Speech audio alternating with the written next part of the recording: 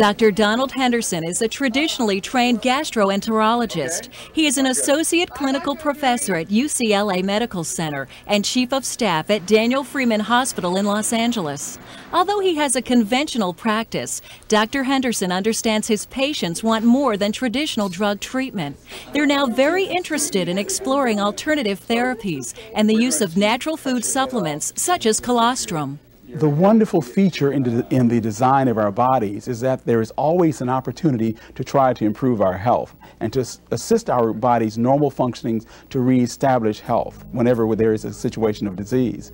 And now we can take colostrum as well as we take vitamins and other supplements, just like we take antibiotics to get well when we're sick. As a physician who practices integrative medicine, Dr. Lester Adler combines what he sees as the best of Western medicine with alternative therapies. Dr. Adler believes conventional Western medicine is very important and can be life-saving. In case of emergencies such as car accidents, heart attacks, or ruptured appendix, traditional medicine and surgery are critical. But if we have chronic problems, very often we need to work with the body and not just take drugs. We need to take nutrients. We need to take effective natural therapies to help the body to create the internal milieu to heal what is going on. And so natural and conventional have been very much separated. Now the lines are blurring, and we have people who are speaking up within the conventional community. We see that people are using natural medicine. We see it's proliferated into the pharmacies, into the health food stores, even into the discount stores. Hello. Dr. Marcus Lowe is a naturopathic physician. That means he keeps himself, his family, and his patients well with natural medicine. Wow, you did it! How many? So I'm taught minor surgery, blood draws, diagnostic techniques, the use of X-ray and CAT scans, but specialize in looking how do I create health by optimizing the person's immune system, by stimulating their vital force, using things in nature that are safer, gentler, and usually help bring about a more permanent cure. B. Patrick stays busy, owning and operating 2 thriving fast food franchises in Los Angeles. B also has multiple sclerosis, an illness characterized by episodes of weakness and loss of energy. B was getting the most advanced available treatment for MS, but she still suffered from fatigue and frequent illness. Dr. Henderson showed B the extensive research done on colostrum and suggested she consider taking it, which she did with very positive results. I keep up with my staff. The average age is about 20. I have not had a cold or a virus, which are real big negatives for people with MS. I have been blessed with an opportunity to tell people how I have managed to overcome, and I do view it as an overcoming of an illness that others have not. Do I suggest to them that have this that they should consider very strongly putting this in their diet? Yes. Do I think that they will be better served by having it? Yes. Do I think that they will be able to exist without it? Yes. It's a personal decision, one that I made for me that works very well for me.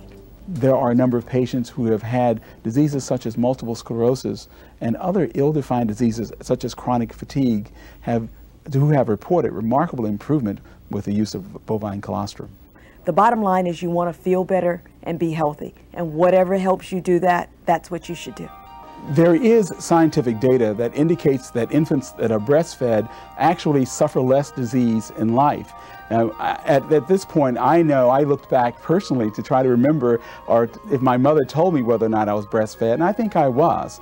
But there are many people who I see with chronic illnesses and many diseases that are ill-defined who I really now feel that they were not breastfed and did not receive colostrum as infants. While it is cow-derived, what we see is that the factors that can provide immunity, that can increase growth, are transferable between species. We know that these transfer factors, these antibodies that work in a cow, work extremely well in the human. The adult immune system is constantly being bombarded by external forces, medications, toxins, pollutants, cigarette smoke, drugs, etc. And we need to take something into our bodies that helps to support and reestablish the normal function of our immune system. Christine McGann lives the good life in Southern California now. She's completely recovered from a devastating illness that began 20 years ago. She was a hairdresser at the time and was exposed to a chemical toxin which completely destroyed her immune system. And they told me I was never going to get better, and I didn't believe it. And that's how I started to investigate myself. You know, what could I do? What could we rebuild? How can I change my life? What can help? Christine had developed severe allergies and digestive problems. Her ongoing research finally led her to try colostrum. My digestion problems went away, and my allergies, gone. My nose wasn't running. Christine has been taking colostrum daily ever since, and not just any colostrum. Christine's experience has shown her not all colostrum is created equal. I'm not going to just go into the store and just pick anything off the shelf and go, oh yeah, it says colostrum, I'll take it. I want to know where it comes from and what care goes into the product. Mary Schnack has always been an athlete. She plays golf, basketball, tennis, and works out 3 times a week, all in addition to her busy life as a mother and head of a PR firm. But in 1999, she was forced to drop her fitness routine. The uterine cancer she thought she'd beaten in 1996 had returned. Her doctors began radiation treatments to fight the cancer. I had extreme fatigue, I had extreme loss of energy, and then, you know, everything with radiating the pelvic area that you can imagine, you know, diarrhea, nausea. I had been on colostrum. Dr. Adler started me on colostrum about 2 years earlier. I was doing a lot of business travel, and I was getting a lot of colds. And so he suggested colostrum as an immune boost for me. And I just swore by it. And if I felt something coming on, I would just like double or triple my intake of colostrum, and it would just keep it at bay. So it was great. But during the treatment time, the radiation oncologist wanted me off the colostrum because it's really controversial whether you should take antioxidants or not during radiation treatment. And he felt like there was enough antioxidant benefit within colostrum that I should not be on it. So I started back on colostrum probably about a week after the radiation was over, and I started a real strong exercise program about 6 weeks later. The growth factors in colostrum have also helped others lose weight. Probably the last year and a half, I've lost probably 10 pounds with no work whatsoever. I've not changed my diet. I've not changed my exercise pattern, anything. Colostrum is one of the few natural supplements that has been shown to increase the IGF-1 growth factors levels in the human body. IGF-1 is the natural growth factor produced by the human body. It's much safer than artificial growth hormones, which some people use to slow the effects of aging. Colostrum plays a role and is probably going to be a very valuable player as we look at anti-aging and longevity. Athletes have used colostrum to help them compete, depending on the natural growth factors to increase their levels of peak performance to new highs. And regular colostrum users routinely comment that they feel better than ever before. My energy level is really very good. My attitude about life is also very positive. I have been taking vitamins for years, and they certainly have their place.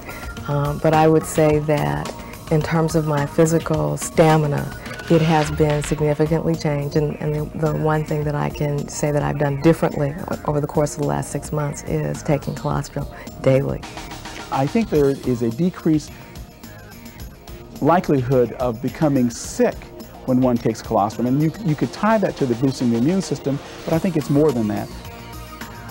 Colostrum has been the subject of ongoing research for many years. Research findings indicate colostrum not only bolsters the immune system and promotes the growth of lean muscle, it can also help clear up allergies, encourage the healing of wounds, decrease stress and depression, and fight bacterial infections. It also appears to help slow the replication of viruses such as hepatitis C and HIV.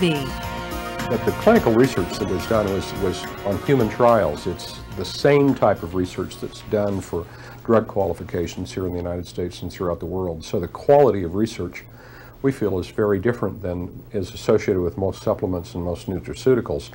Well, I think one of the most promising and most validated uses for colostrum is in the GI tract. There's no question that it has potent antimicrobial effect.